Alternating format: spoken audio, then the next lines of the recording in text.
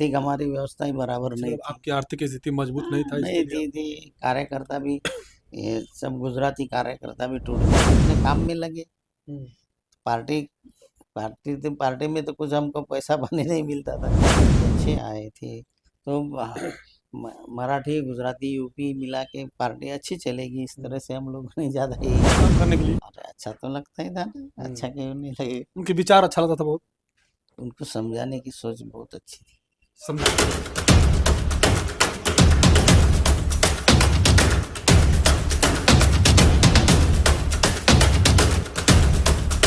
नमस्कार साथियों, मेरा नाम गिरजा प्रसाद। अब देखना शुरू कर चुके हैं बदलते भारत, और मेरी कोशिश रहती है कि हर रोज कहीं से न कहीं एक नई तस्वीर लाऊं, जिसे आज मैं आप लोगों के बीच में लेकर आया हूं।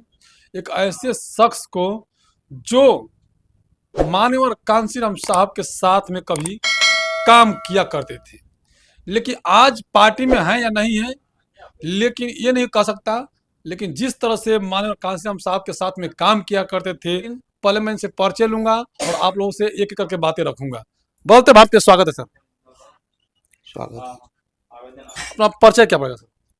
मेरा नाम मुरलीधर सावळे, मैं महाराष्ट्र का रहने वाला हूँ। मेरा गांव है शेगांव और यहाँ सूरत में आया। पहले मुंबई में था जी। मुंबई छोड़ के बाद में मैं सूरत में आया। माननीय कांसीराम से आप पहली बार कब मिले थे? महाराष्ट्र में ज़्यादा करके साहब को कोई सभा होती, कोई मीटिंग होती तो हम जाते थे, जब जाते थे? उत्साह था। उसके बाद कार्यकर्ता भी जुड़ने, जब गुजरात में आया तो फिर वो पार्टी में हमने ज़्यादा इंटरेस्ट लिया। अच्छा, मतलब जिस समय महाराष्ट्र में माननीय कांसीराम साहब अपना कैडर कम चलाते थे, तो आप उसमें जाते थे देखने के लिए, घूमने के लिए सब उनके साथ में? हाँ जाते थे।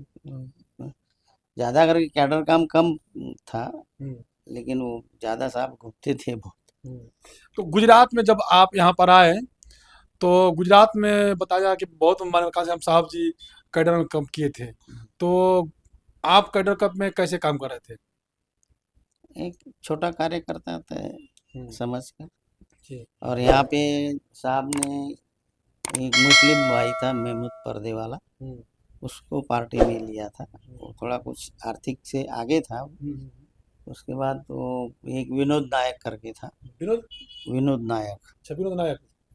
हाँ, तो वो भी पार्टी में जुड़ा हुआ था। तो वो विनोद नायक, प्यारेलाल भारती, चंद्रकांत परमार, ये सब लोग थे। तो हम लोग सब इंटरेस्ट उत्साह हो गए थे कि उतना नेर में हम लोग वहाँ पे ऑफिस बनाया था, वहाँ पे हम उठते बैठते जाते थे वहाँ पे।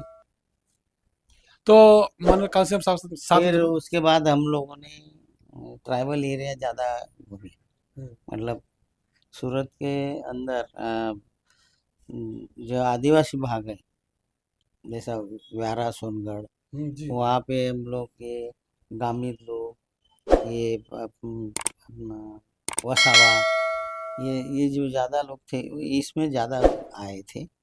यहाँ के दलित वर्ग भी इंटरेस्ट हुआ था। गुजराती अच्छे आए थे। तो मराठी गुजराती यूपी मिला के पार्टी अच्छी चलेगी, इस तरह से हम लोगों ने ज़्यादा ही किया था।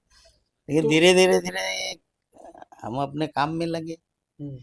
पार्टी पार्टी में तो कुछ हमको पैसा पानी नहीं मिलता था। तो जब आप माननीय कांसीराम साहब में काम करते थे, उस दौरान माननीय कांसीराम साहब कैसे काम करते थे? लोगों के बीच में किस विचार से करते थे वो लोग? नहीं, साहब आते थे, बस आते थे, हमको मार्गदर्शन करते थे, चले जाते थे। बाकी आप लोग जो काम करना हो करते थे? हम लोग ही करते थे। फिर साहब को ज़्यादा समय अपना गुजरात का एक क्या नाम है, नाम भी तो छोड़िए, उसके घर ज़्यादा आते थे बड़ौदा में। बड़ोदरा में ज़्यादा। अच्छा, माननीय कांसीराम के साथ में जब काम करते थे, आप लोग कैसा लगता था? साहब के साथ तो हर उनकी कोई सभा लेते तो हम छोटे मोटे करके सब लोगों को जमा कर देते थे कि साहब आए। अच्छा लगता था उनके साथ में काम करने के लिए? अरे अच्छा तो लगता ही था ना, अच्छा क्यों नहीं लगे। उनके विचार अच्छा लगता था बहुत। उनको समझाने की सोच बहुत अच्छी थी। समझाने का जो तरीका था बहुत अलग तरीका था। तो बहुत लोगों को दिमाग में तुरंत अटैक कर जाता था। एक एक मुद्दा उनसे सुनने के लिए मैं एमपी में भी गया, इंदौर में भी मैं बहुत बार गया। यहाँ से आप लोग महाराष्ट्र से, गुजरात, गुजरात से एमपी गए थे आप लोग। ये प्रोग्राम उस समय अपना एमपी में इंदौर में वहाँ पे फुल सिंह बरिया नाम का कार्यकर्ता था एमपी का, उन्होंने प्रोग्राम रखा था कोई भी हो हम लोग वहाँ जाते थे उधर। तो जब बीएसपी जब उत्तर प्रदेश में सरकार बनी थी, उत्तर प्रदेश में माननीय कांसी साहब के रहते सरकार बन गई थी, तो वो चौथी बार सरकार थी जो पूर्ण बहुमत की सरकार थी उस समय। उसके बाद हम धीरे धीरे हट गए। आप हट गए? हट गए क्योंकि आर्थिक हमारी व्यवस्था ही बराबर नहीं थी। आपकी आर्थिक स्थिति मजबूत नहीं था, नहीं थी कार्यकर्ता भी ये सब गुजराती कार्यकर्ता भी टूट गए थे बहुत सारे। तभी बहन जी की कोई सरकार नहीं थी। उसके बाद हम लोग धीरे धीरे हटने। बहन जी जब 2004 में यहाँ आई, बहन जी, हाँ, उन्होंने कैडर लिया, लगभग 8 घंटे कैडर किया चलाया था।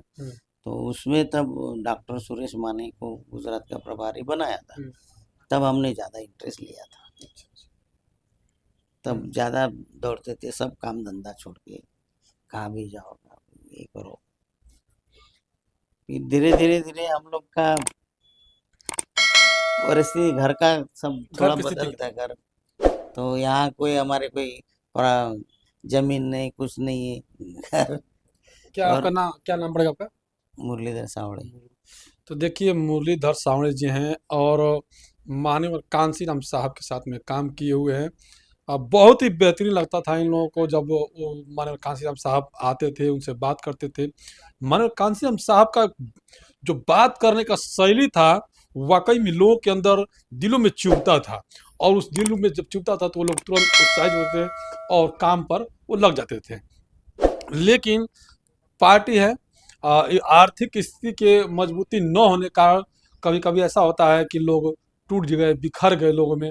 तो उसी में से एक मुरलीधर वासावड़ी जी हैं जो कि 2004 तक मायावती जी के जो कैडर कैंप था उसमें वो लोगों ने काम किया, लेकिन उसके बाद जो इनकी स्थिति खराब हो गई, दयनीय स्थिति जो होता है घर के लिए, खाने पीने के लिए, रहने के लिए थोड़ा दिक्कत ज़्यादा होने लगी, क्योंकि इन्होंने पूरा फुल टाइम अपना दे दिया समाज में और इनके पास कुछ रहा नहीं। और जब आर्थिक स्थिति कमज़ोर हुई तो इन्होंने फिर पार्टी छोड़ दी, धीरे धीरे छोड़ दिए और अपना घर परिवार में लग गए। बाकी इनके बातों से आप लोग कितना सहमत हैं? माननीय कांसीराम साहब के जो विचार था लोगों के दिल में जाकर बैठ जाता था, उस विचार को आप कैसे देखते हैं कमेंट में जरूर बताइएगा। बदलते भारतीय पहली बार तो चैनल को सब्सक्राइब कीजिएगा, लाइक कीजिएगा, कमेंट कीजिएगा, वीडियो को ज़्यादा से ज़्यादा लोगों तक शेयर कीजिएगा। पूरा वीडियो बनाने के लिए धन्यवाद।